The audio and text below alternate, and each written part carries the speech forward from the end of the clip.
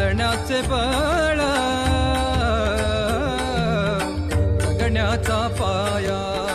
चालण्याचे बळ विचाराची काळ तुकाराम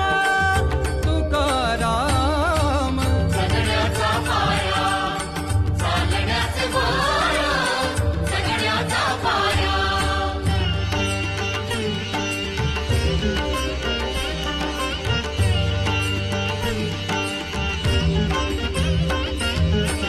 शब्दांचे इमान अक्षरांचे रान शब्दांचे इमान अक्षरांचे रान अभंगाचे पान